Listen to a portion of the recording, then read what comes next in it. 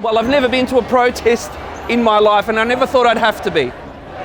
Yet, we've come to a point where it seems to be lost on people that intelligent people ask questions.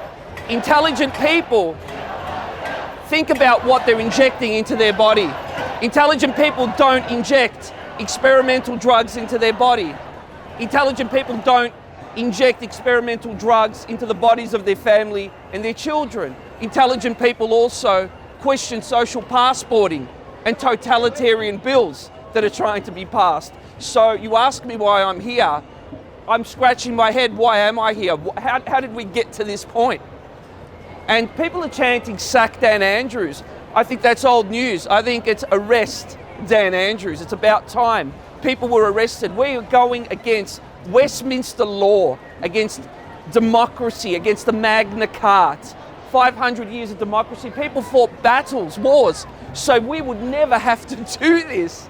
Yet look where we are. And people are still asleep. There might be 50,000 people here by the end of the day, 100,000. We need 6 million out here. You know, if a guy like me, a vain, selfish guy, can get out here and do this, and I don't have kids, I'm doing it for my freedom, for your freedom, for other people's children's freedom. Do it because, you know, when's it going to end? Vaccine number 8, 9, 10, 11, 12? Scanning to get into your own home like they do in China? Where does it end? Where does it begin? Where does it end? As I said the other day, where does it begin and where does it end? So...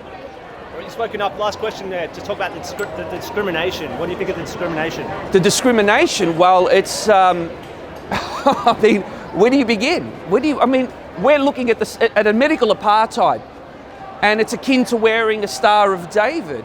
What other events in histories and critical crossroads and points can you compare it to other than those fundamental, absolutely kill the bill.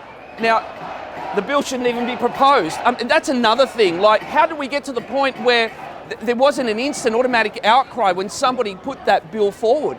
I mean, discrimination just seems to be something that people have embraced, vaccinated or not vaccinated. I mean, there just seems to, well, no, there's absolutely less discrimination from the unvaccinated side. It just happens to be that the point of contention is the vaccine at the moment. Mm-hmm. But it's quite telling how those that are vaccinated are behaving. A lot of those who are vaccinated are behaving. And it's an apartheid. This is a call to action because Melbourne is clearly, to the rest of the world, this is a call to action because Melbourne is clearly an experiment to see how easy you can topple a government, topple people, how you can control people. If we allow it to happen, this is a stepping stone and it's coming to your city. It has to stop here. It began here, now it has to stop here. Because we seem to be an example, we seem to be something of a testing ground for the totalitarian and globalist leaders out there. So if they see that they can get this through here, then it's coming for you. Because Melbourne has become the first Western police state in the world. They've succeeded in creating the first Western police state, and we need to squash this because if it can happen here, God help us, it can happen anywhere. Those who are standing up, you can look at yourself in the mirror, you can look at your face and be proud, not only for what you've done for yourself, but for your children and other people and how you've stood by others. It's camaraderie, and for all the right reasons. Do not question yourself. In those moments when you are questioning and thinking, what is this for? Is it really worth it? You've done the right thing. Let me tell you, you've done the right thing. This should be validation that you were right. Your instinct was right. Fight for your freedom. Fight to not have to scan, to get into a room, to not have to wear a barcode, to carry your phone everywhere, to have to report to somebody and be constantly digitally monitored, because this is all about control.